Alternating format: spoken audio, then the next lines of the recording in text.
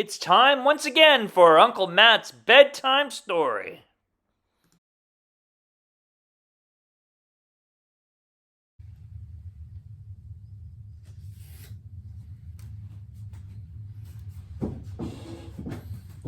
Hello everybody, it's Uncle Matt and I'm here to read you another bedtime story.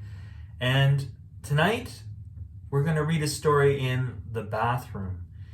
In fact, I have a few bathrooms in my house, but this one is the only one with a bathtub. It's International Bath Day here at Uncle Matt's, and we celebrate International Bath Day on June 14th, 2022.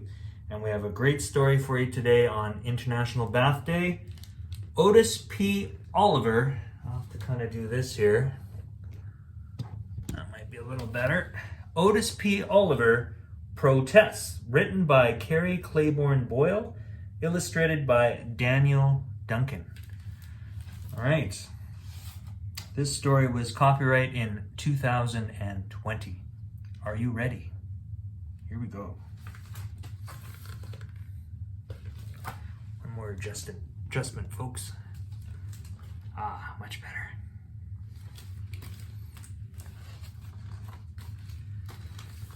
Otis P. Oliver refused to take a bath.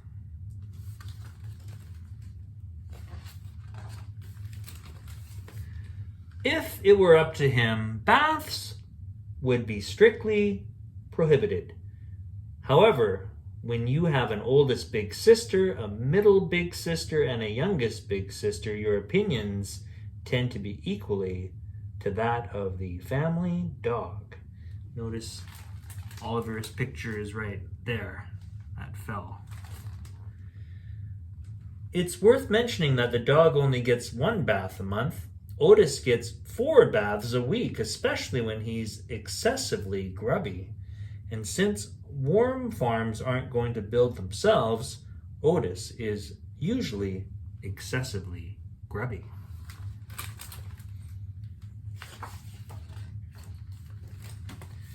Now, every time he comes near, his family hold their noses. This meant Otis's anti-bath stance would likely result in a tense family standoff.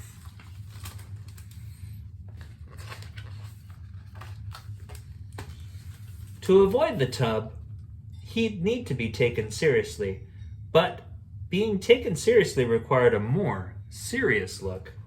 He'd also need backup, so Otis rounded up his neighborhood pals and delivered a fiery speech. "We must unite, fight the establishment, demand bath time rights. The only thing we have to fear is soap itself."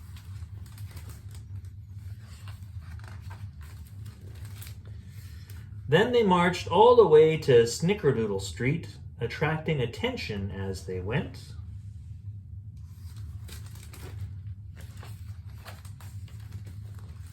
Next, Otis led the unruly crowd to picket the driveway. And they have some signs here. Join the Anti-Tub Club. Occupy dirt.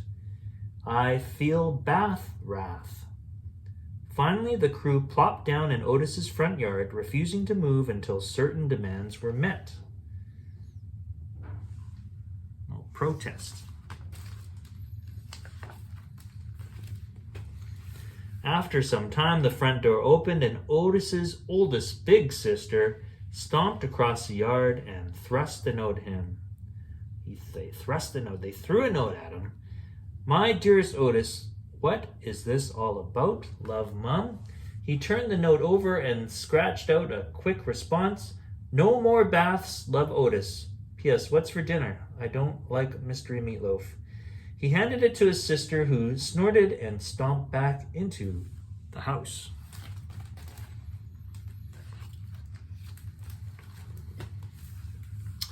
"5 minutes later, his middle big sister came out and, with a hand on one hip and a loud sigh, dropped a second note onto Otis's lap. "Sweetheart, why don't you want to take a bath? Love, Mom. P.S. Don't worry, it's lasagna night." Otis scribbled another reply, "'Cause my jammies always stick to my skin after a bath and then they get all twisted when I try to put my arms and legs through. Love, Otis. P.S. Garlic bread too?" He gave it to his sister, who rolled her eyes and sauntered off.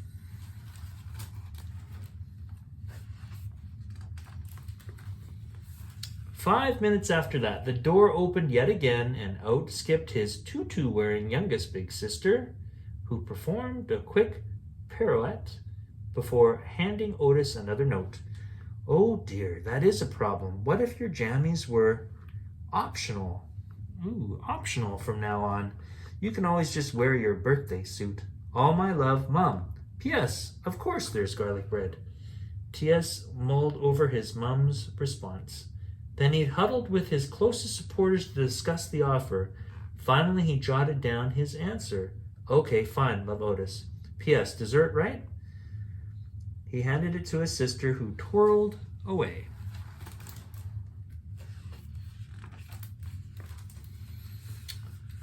But then, as Otis stood up, thanked his fellow protesters, and sent them on their way, the dog padded out with a slobbery note in her mouth. Otis grabbed it. "My little grub worm, so glad we reached a compromise. Now get in the tub before you're grounded for life. Hugs and kisses, Mom. No dessert on school nights." That was the response from Mom. Otis headed inside, ready to hop in the tub. Maybe he'd leave a little smudge somewhere, just for old time's sake. But first, there was one last thing he needed to do.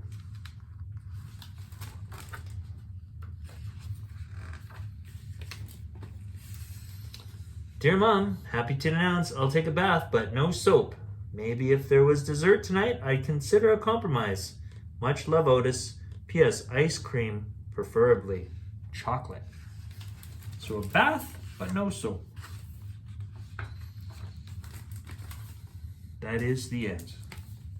Well, I guess Otis got what he really wanted, after all. That is all the time we have for Uncle Matt's bedtime story. I hope you enjoyed that story, and I'll see you next time. Thanks for celebrating International Bath Day with us today.